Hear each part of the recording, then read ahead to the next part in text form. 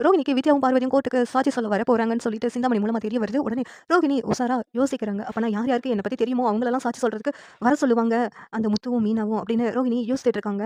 ரோகிணி வித்யா கிட்ட, அந்த கறிக்கடைக்காரர் கிட்ட, அந்த பார்வதி கிட்ட எல்லாத்துக்கிட்டயும் பேசி பார்க்குறாங்க. யாருமே வந்து ரோகிணிக்கு ஆதரவா சாட்சி சொல்றதுக்கு ரெடியாவே இல்ல.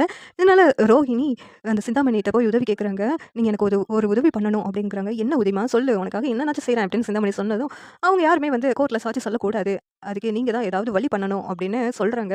"சரி விடு, நான் எல்லாத்தையும் பார்த்துக்கிறேன்" அப்படின்னு சொல்லிட்டு சிந்தாமணியும் அவங்கள கடத்துறதுக்கு ஏற்பாடு பண்றாங்க. கோர்ட்ல வந்துட்டு வக்கீல் கேட்குறாங்க, "என்னப்பா உங்க தரப்புல யாரும் சாட்சி சொல்றதுக்கு வரலையா?" அப்படின்னு சொல்லி கேட்குறாங்க. "என்னன்னு தெரியல. ஃபோன் பண்ணாலும் எடுக்க மாட்டேங்காங்க. என்னாச்சுன்னு தெரியல" அப்படின்னு சொல்லிட்டு மொத வந்து சொல்றாங்க. உடனே "இங்க பாருங்க, என் மேல எந்த தப்பும் இல்ல. என்கிட்ட ஸ்ட்ராங்கான ஆதாரம் இருக்கு. இவங்க என்ன வீட்ட விட்டு தொரத்துனதுக்கு. இங்க பாருங்களேன்" அப்படின்ட்டு ஃபோன காமிக்கிறாங்க. வித்யா வீட்ட விட்டு தள்ளுன மாரி இருக்கத வீடியோலாம் எடுத்திருக்காங்க. இத பார்த்துட்டு எல்லாருக்கும் ஷாக் ஆகுது. அப்பன்னா அந்த ரோஹிணி அன்னைக்கு வந்தது வீடியோ ஆதாரம் எடுக்கிறதுக்கு தான். ஆனா அவ வரும்போது ஃபோன வெளியில வச்சுட்டு வந்திருப்பாளா? இல்லன்னா எப்படி எடுத்திருக்க முடியும்? அப்படின்னு மீனா யோசிச்சுட்டு இருக்காங்க. அப்ப முத்து, "மீனா அன்னைக்கு சிந்தாமணியும் வந்துச்சுல்ல, ஞாபகம் இருக்கா? சிந்தாமணியும் இந்த ரோஹிணியும் கூட்டு கலவாணின்னு நெனைக்கிறேன்.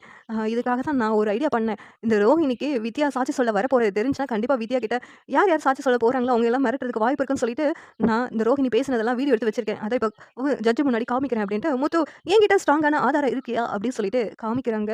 இவங்க சாட்சி சொல்ல வரவங்களெல்லாம் வரவிடாம ஏதோ பண்ணியிருக்காங்க. அதனால தான் அவங்க யாருமே சாட்சி சொல்ல வரல.